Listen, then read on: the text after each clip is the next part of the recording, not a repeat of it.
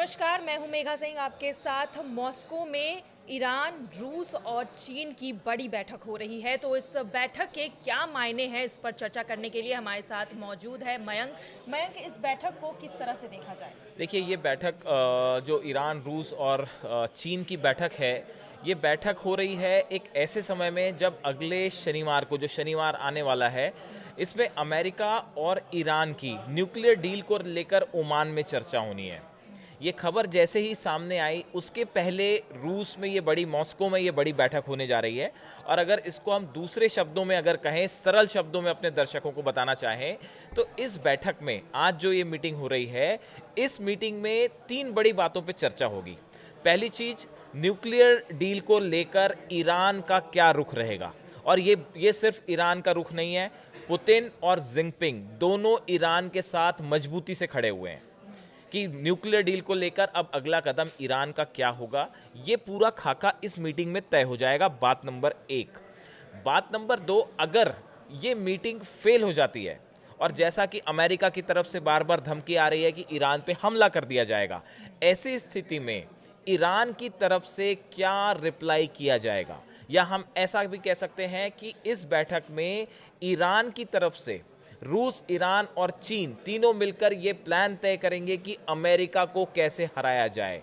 अगर अमेरिका के B-2 bombers अब ईरान पर हमला करते हैं या किसी तरह का अटैक होता है इजराइल के द्वारा, तो अमेरिका और इजराइल को कैसे जवाब दिया जाए, इसकी स्ट्रैटेजी इस मीटिंग में तय हो जाएगी। देखिए ये एक बड़ी गौर करने वाली बात है कि पिछले कुछ समय से, जब से ये बात सामने आई है कि ट्रम्प सत्ता में आने के बाद, लगातार ये स्पेकुलेशन चल रहे थे कि अमेरिका और ईरान के बीच युद्ध होना तय है।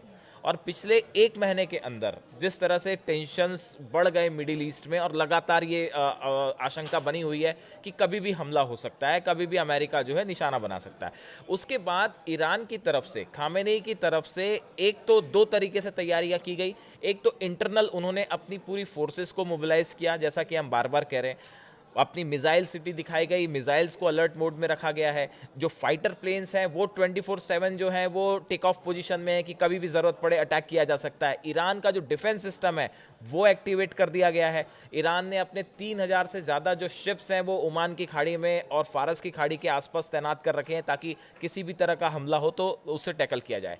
लेकिन इसके साथ साथ अगर ये युद्ध होता है तो उसमें सबसे अहम बड़ी भूमिका हो जाएगी पुतिन की, रूस की, कि रूस इस पूरे युद्ध को कैसे देखता है और वो क्या खामेनी के साथ मजबूती से खड़े हैं। इसका जवाब है बिल्कुल खड़े हैं। पुतिन ने अपनी तरफ से ये साफ कर दिया है।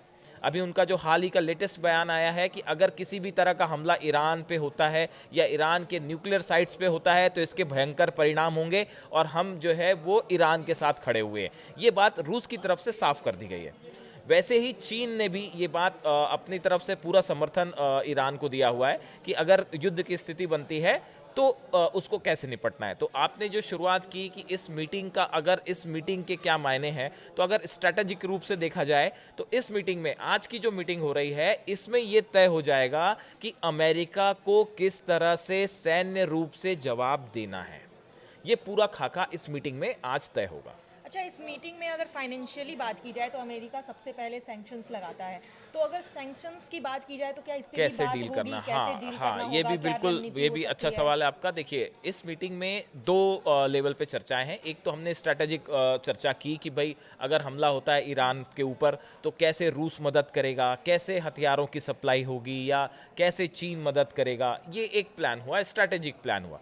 दूसरी जो बड़ी चीज़ है कि देखिए अभी एक तो ट्रम्प टैरिफ के बीच में पूरी दुनिया में एक प्रकार का स्लो डाउन आया हुआ है। मंदी की आशंका जताई जा रही है कि कहीं इससे जो है पूरी दुनिया की अर्थव्यवस्था और ज़्यादा प्रभावित ना हो। इन हालात में ईरान के ऊपर अगर ट्रम्प सैंक्शंस लगाते हैं, मान लीजिए न्यूक्लियर डील जो जिस पे चर्चा होनी है ओमान में शनिवार को, अगर वो फेल हो जाती है और उसके बाद अगर अमेरिका की तरफ से ज़्यादा और सैंक्शंस ईरान पे लगाए जाते हैं, तो इसमें इन हालात में रूस और चीन की तरफ से कैसे निपटा जाएगा, कैसे ईरान को मदद की जाएगी, या ईरान का क्या रुख होगा और ईरान को इन हालात में कैसे डील करना है, इसको लेके बड़े पैमाने पर चर्चा होगी इस मीटिंग में। तो ये एक प्रकार से मिडिल ईस्ट में देखिए अमेरिका ने कुछ ऑयल कंपनीज जो चीन की हैं, जो कि ऑयल एक्सपोर्ट कर रही हैं ईरान से, उनके ऊपर बैन लगा दिया है। अमेरिका ये नहीं चाह रहा कि जो ईरान का ऑयल है, क्रूड ऑयल है, वो दूसरे देशों तक पहुंचे, तो उसको लेके कोशिशें लगातार जारी हैं। इन हालात में ये बेहद अहम है मीटिंग कि कैसे इकोनॉमिक एस्पेक्ट से डील किया जाएगा। अगर अमेरिका की तरफ से और सैंक्शंस लगते हैं या जो अमेरिका की तरफ से जो टैरिफ्स लगाए गए हैं, इसको लेके एक साझा रणनीति कैसे बनाई जाए। आप दूसरे शब्दों में ये कहें कि मिडिल ईस्ट में अब जो कुछ हो रहा है उसमें रूस, ईरान और चीन, ये तीनों बड़े प्लेयर हो गए हैं। ये तय कर रहे हैं कि कैसे अमेरिका की ना सिर्फ आक्रमण को कैसे काउंटर किया जाए, बल्कि उनकी इकोनॉमिक जो एक प्रकार का जो पॉलिसी है अमेरिका की, उससे कैसे निपटा जाए। तो ये बिल्कुल सही चीज़ है कि इस पे एक बड़े लेवल पे एक आर्थिक प्लानिंग जो है, इकोनॉमिक प्लानिंग, वो इस मीटिंग में तय होगी। जी बिल्कुल।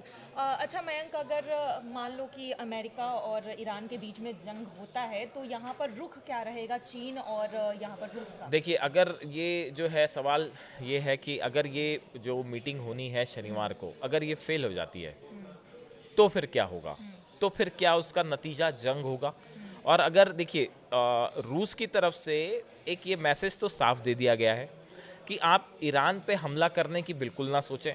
अगर आप ईरान पे हमला करते हैं तो हम बिल्कुल मजबूती के साथ खामेनी के साथ और ईरान के साथ खड़े हैं। ये रूस का रुख है।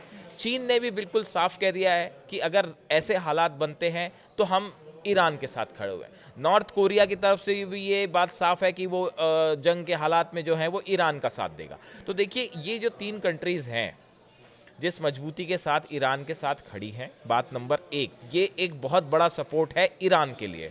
ईरान के पास अपनी सैन्य क्षमताएं तो हैं ही, लेकिन बड़े पैमाने पर रूस की तरफ से मिसाइल्स दी गई हैं। इसमें कोई डाउट नहीं, इंटरनेशनल एक्सपर्ट्स ये सब बताते हैं कि बड़े पैमाने पर जो है रूस की तरफ से मिसाइल्स, बैलिस्टिक मिसाइल्स गई हैं। बताया ये भी जा रहा है कि कई ईरान के पास जो मिसाइल्स हैं उसकी टेक्नोलॉजी जो है वो नॉर्थ कोरिया के मिसाइल पे बेस्ड हैं। तो आप ये कह सकते हैं दूसरी भाषा में कि नॉर्थ कोरिया ने भी मिसाइल टेक्नोलॉजी जो है वो प्रोवाइड कर रखी है ईरान को। ऐसे ही चीन की तरफ से भी बड़े पैमाने पर ड्रोन्स और हथियार प्रोवाइड किए गए हैं ईरान को।